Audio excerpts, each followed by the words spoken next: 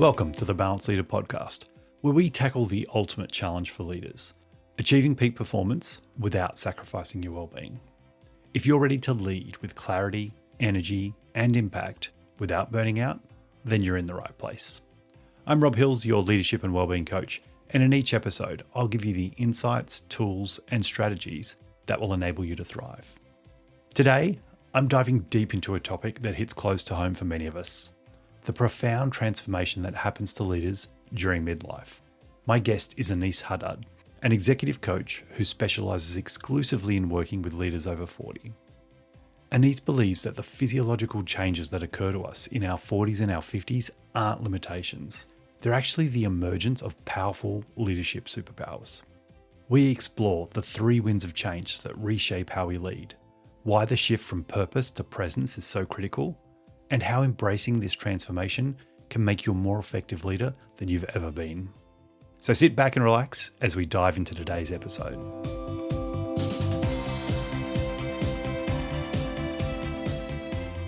Welcome, Aneace, to the Balanced Leader podcast. Thank you so much for joining us today. Thank you, Rob. Wonderful being here. Mate, before we jump in, can you tell the listeners a little bit about your background and how you came to do what it is that you do now? So a little bit about my background. Geographically, I'm in Singapore. I've been here 18 years. I was in France for 20 years before that, Italy for a while. Originally from the US, but I left 40-something years ago. I started as a techie. I was a programmer in my early days, my early career. Became a tech entrepreneur, built a payment software company in the south of France, grew it to 30 countries.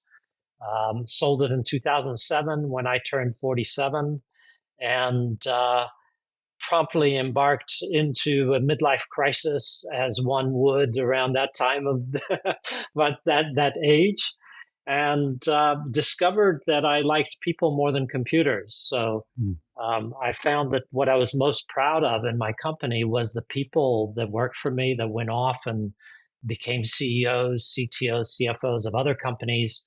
And I felt that had a much stronger hold on me than all the technology we had developed, the patents I had filed, all of that stuff. So that pushed me into doing what I do today. So that's been 15 years now. I moved into executive coaching, C-suite coaching.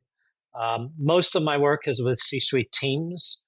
So how can the team function better as a team? How can they be more effective?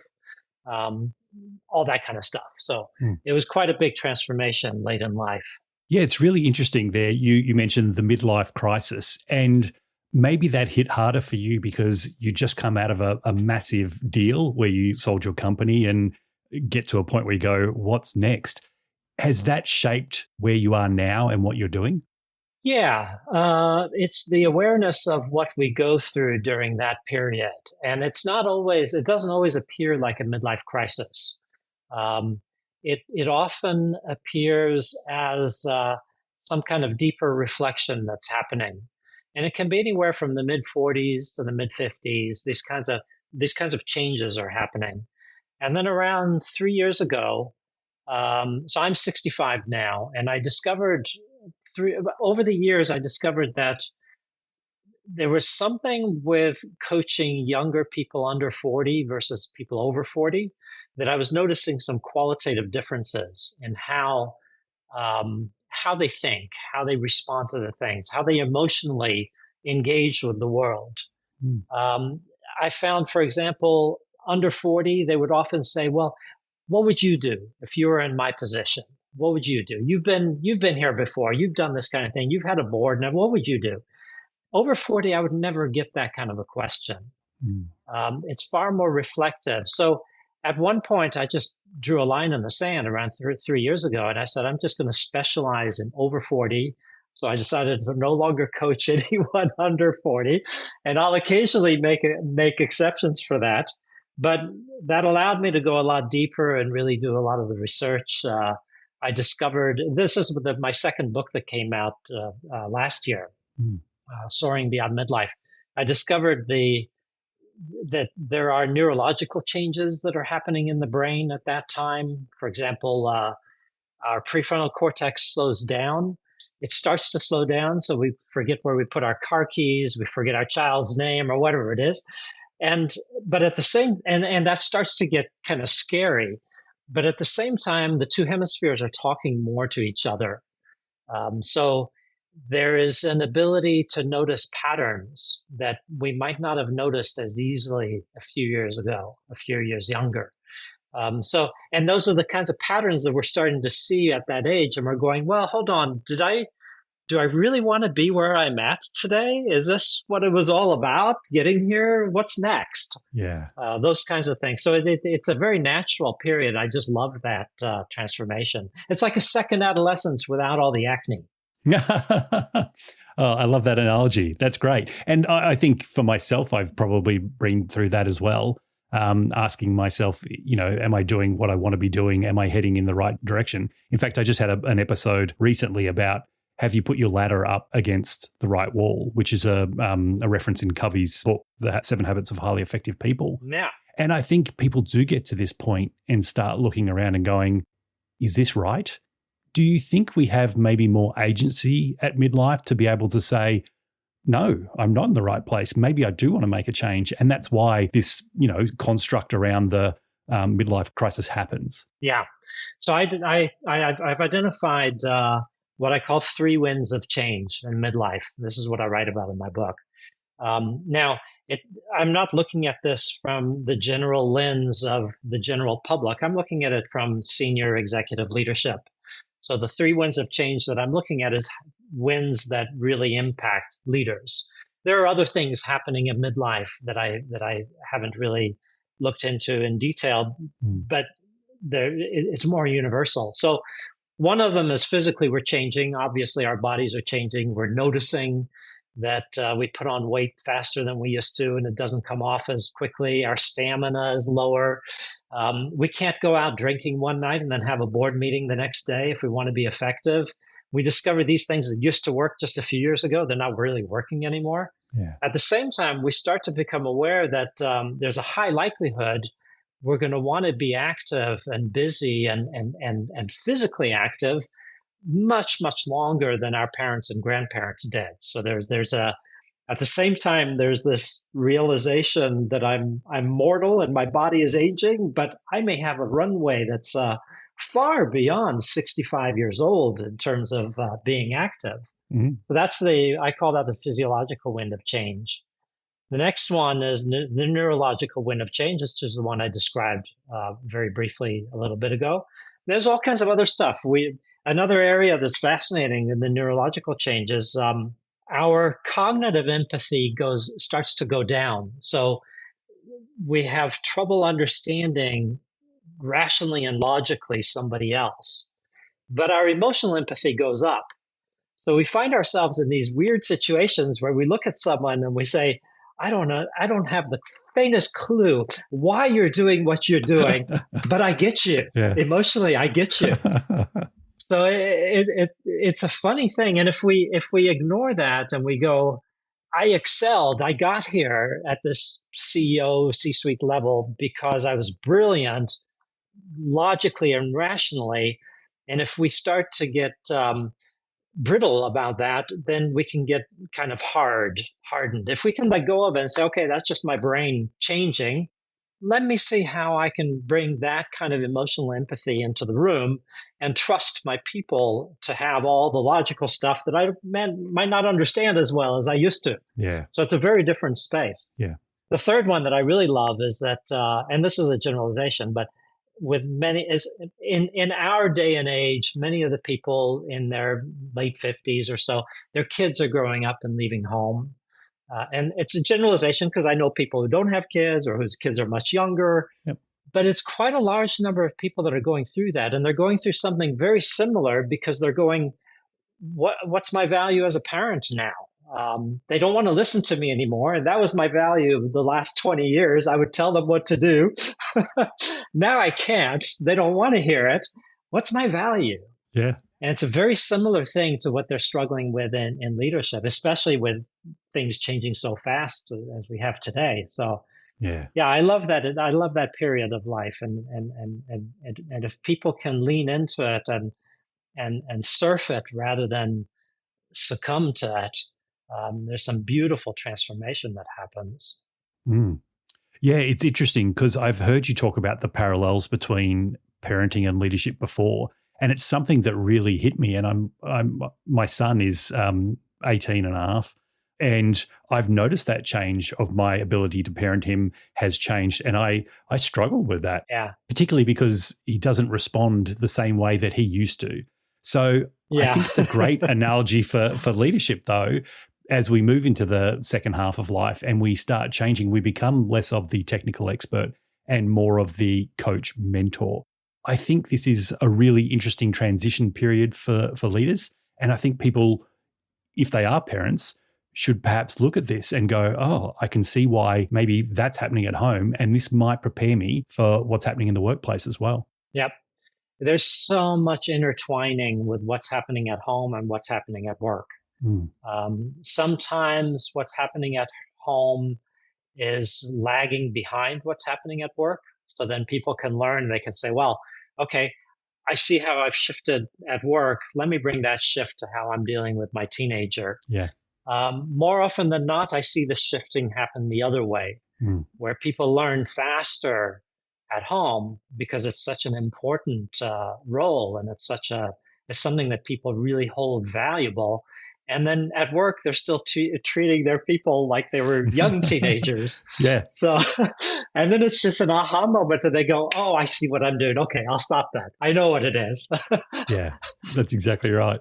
It's interesting. So you must have coached hundreds, if not thousands of people now. Can you talk to us a little bit about what happens during that transition from the earlier parts of leadership, which I imagine most people go from technical expert to leader, and that's a whole nother transition. Yeah. But then when they go from leader to a younger leader, and I say younger with inverted commas here, I don't want to upset anyone, to potentially an older leader, there's a bit of a shift. What happens in that shift, and how do people respond the best way? So there's some generalities that I see, especially in the C-suite. When someone arrives at the C level of an organization and they've come up through the ranks, they've come up through their technical leadership expertise, it's very hard to shift out of that mindset and take on a mindset of my voice counts across the whole enterprise. And I have something valuable to contribute across the enterprise, not just my function and not just the way my function impacts the enterprise. So somebody comes up through marketing or somebody comes up through a technical area, they will speak up at a C-suite meeting when it's their area. And they'll feel a bit inhibited to speak up in other areas, or they'll speak up if their area has an impact on those.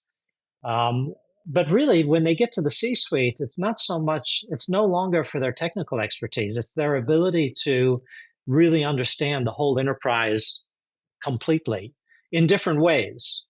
And so having that shift happen is quite transformative for a lot of people. It's I call it radical ownership. Is that you've extended your sense of ownership beyond your function to encompass the enterprise. What I love about the overlap with midlife is that we tend to become, our sense of ownership of our communities grows. So whereas earlier on, our sense of ownership really was our family, our role, what we do in the world, at some point this starts to shift and we start to feel empathy and ownership toward a larger group. And that can appear in different ways for different people. Some people go to church more. Other people get involved in community things.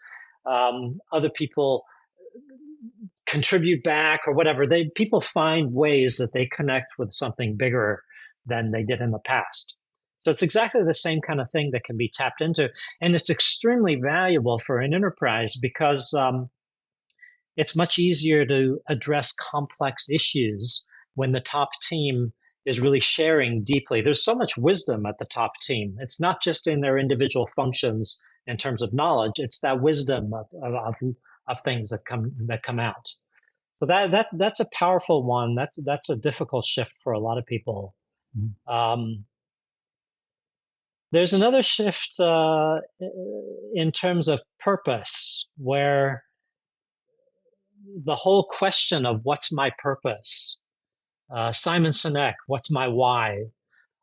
I've discovered that all of that thing is kind of a younger leader's search. It's in our 30s and 40s. We're wondering, what's my purpose in life? Where am I going? What am I doing? What do I want to do next? All that kind of thing. What's my why?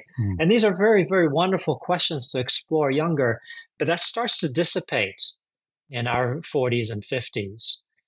And the best thing that I've seen that purpose question converted to, or translated to, or traded in for, is presence.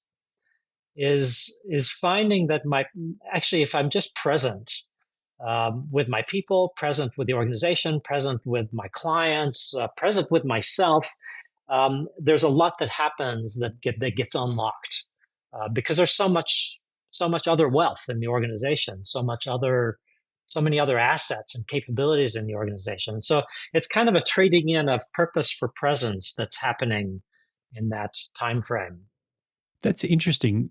Do you think there's a correlation between the happiness U curve and this moving from moving from purpose? I've got I'm really struggling, I'm trying to find something, to then perhaps just going, I accept this and I'm going to sit with it, and maybe now that's going to allow me to have less angst and perhaps be a little happier. Yep. I love that you brought that up, because if you look at the U curve, the bottom of it is like 47. Exactly, which is my age right now. That was my age when I sold my company, and big changes are coming for me then, maybe. Yeah, no, I've shared that U curve with people quite often, and most people aren't aware of it because it's such a specialized area. But it's fascinating that study has been done around the world by all kinds of different researchers. They try to disprove it to find there's other stuff going on, but it keeps showing up over and over again. It comes down and then it goes back up, and we become more present. We become more, even without training, without going to classes on how to be more present, how to be more happy in your later years.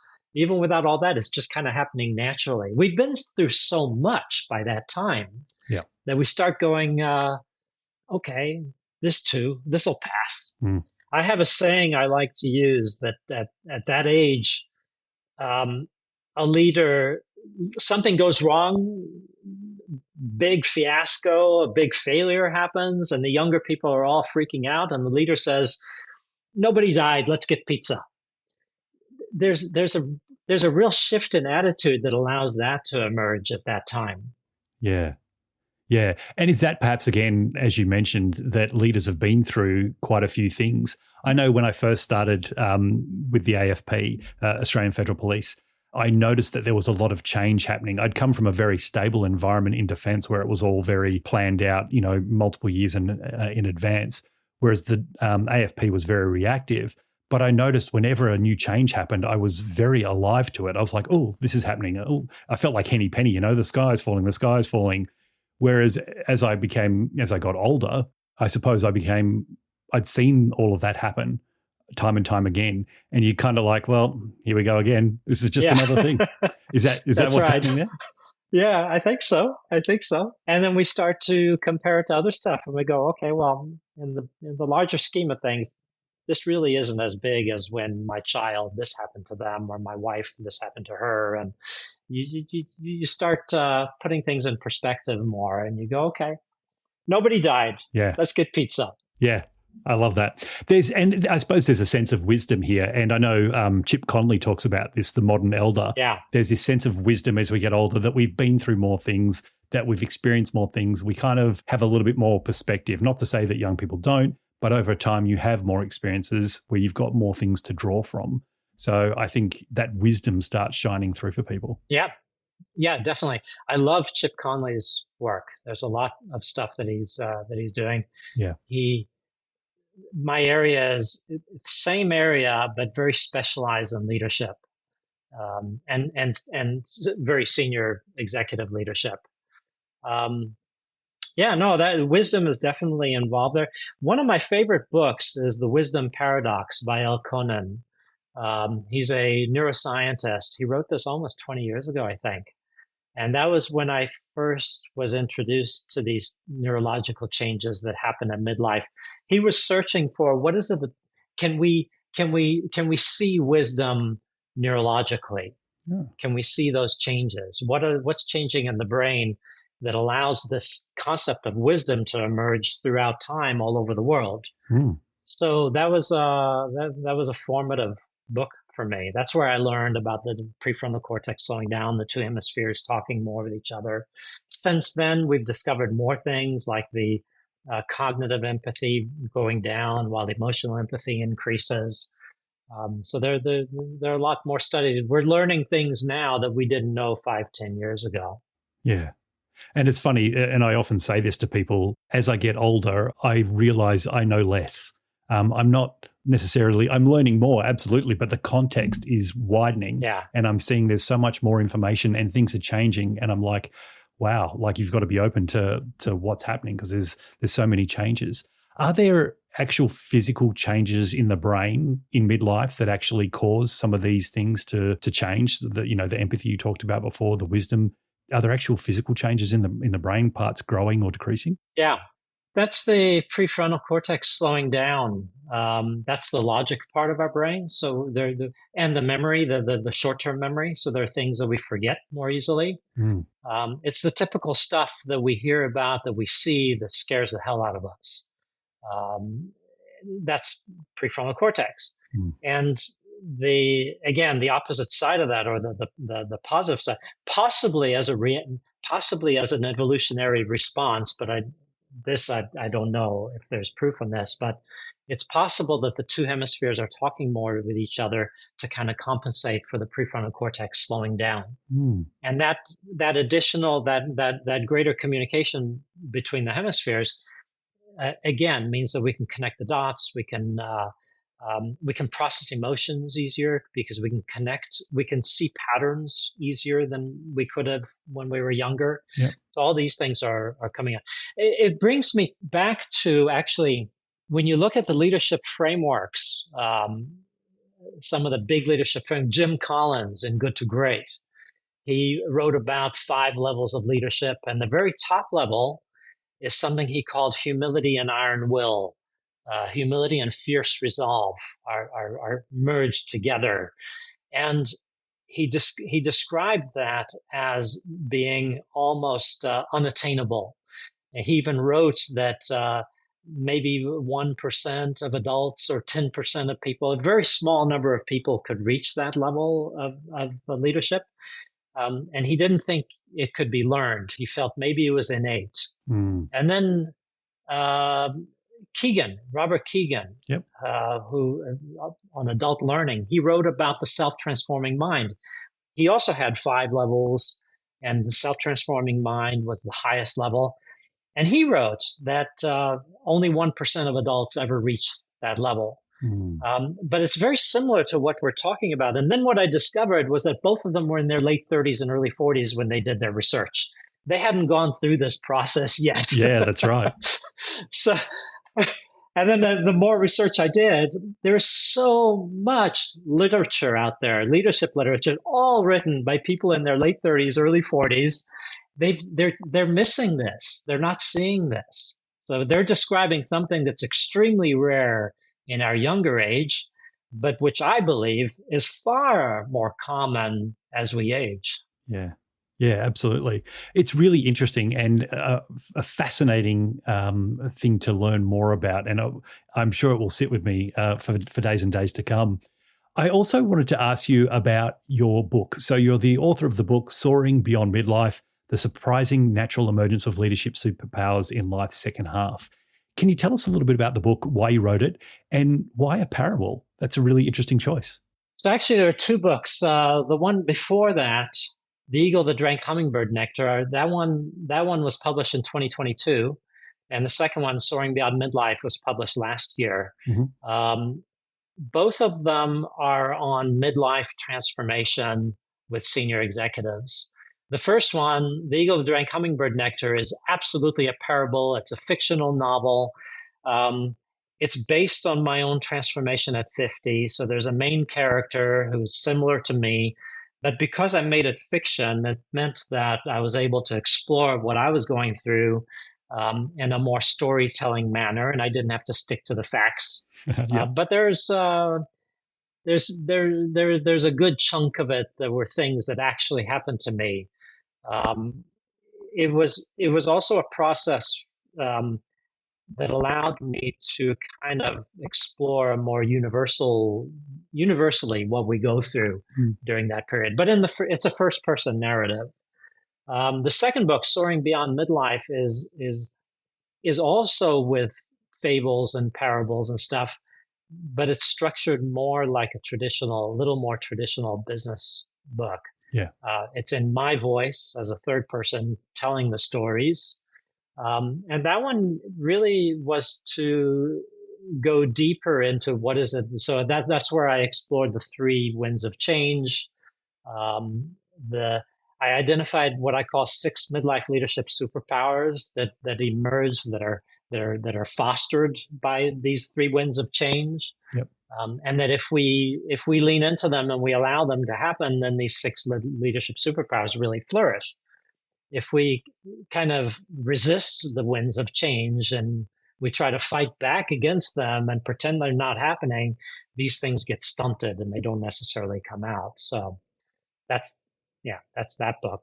It's all a sense of emergence. It's not here are 10 things to do. It's how do you let go of stuff from the past? We already know how to do that. We learn how to do that over time, but how do we become aware that there might be something in my leadership style that I want to let go of? Anyway, I'm not sure if I answered your question. I went off on a little bit of a tangent. No, not at all. That's great. Well, it's interesting. And I suppose I learn a lot sometimes by listening to people and making connections and then wanting to dive more into that. And as I was reading your book, and I'm not all the way through it yet, it piqued interest in different parts. And it made me think, oh, okay, I see the correlation there for me. So I suppose that's where I'm interested. Is that why you chose that storytelling option, to give people the storytelling so that they can then explore their own journey that way?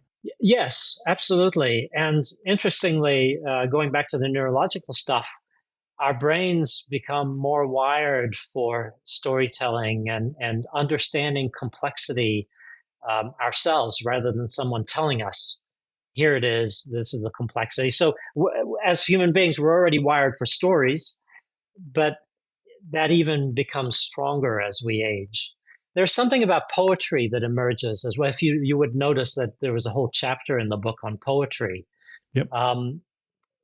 Our brains become more comfortable with ambiguity and paradox as we age. We're able to hold the and of an equation easier, whereas younger, we want to resolve it. It's either this or that. Either I have a work life, or I have life. Balance means I turn one up and the other down. It's 20% work, 80% life, or the other way around. It becomes very binary. And then as we age, we start saying, actually, there's an and in there. Maybe I've got two knobs. I can dial up work and dial up life, and I can play with it a bit more. Our brains become more comfortable with ambiguity. And surprising there, what I find really interesting is that poetry is all about paradox. So poetry poetry exists with paradox. It's all ambiguity and paradox, and we love that when we're reading something in a poem and a word shifts and changes, or the choice of a word gives new meaning to the whole thing, and our brain lights up and really enjoys that. So it's also a brain thing. If I was writing this book I don't think younger people might enjoy it as much. It's not telling them, here are the 10 things to do. Yeah. Yeah. Did you always like poetry, or is that something that's evolved as you've aged? That's evolved.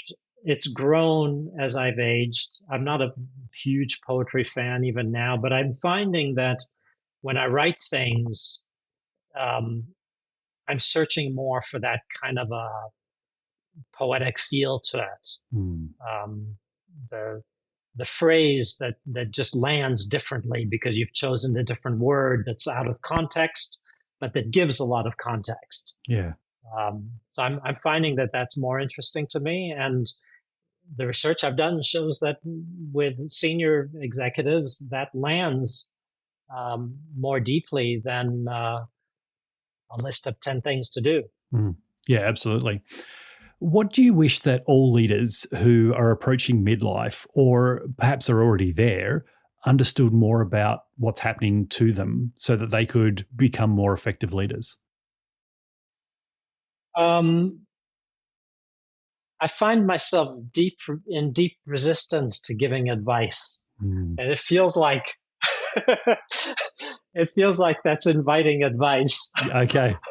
Is there another way that we could look at that then, perhaps, rather than giving advice? It's I trust that people are going to get there on their own just by living. So be more present, perhaps, and hold on. Yeah, and they're already doing that. They're already learning to do that. Yeah. I have a term that I use. I discovered radically empowering presence, and I discovered it through coaching teams. That there are times when, if I question the team's ability to get through some mess that they're in, if I have any doubt as to their ability to get through it, or their desire to get through it, or their wisdom, or anything like that, it'll screw things up. And if I have complete trust in them, and my way of being in the room displays that without even saying anything, and they do get through it. Yeah. So I guess the only piece of advice would be to, whatever you're doing that's creating more sense of presence. If you're struggling with your 18-and-a-half-year-old son and that's teaching you presence with him, fantastic. If it's going kayaking or swimming or meditating or mindfulness or whatever, fantastic. Yeah. It's those things that help us really emerge more easily into our second half. Absolutely. I love that. And a big advocate of mindfulness, as people who listen to this podcast would know. So, and I do this every day, even though I've been practicing mindfulness for 25 years, 30 years.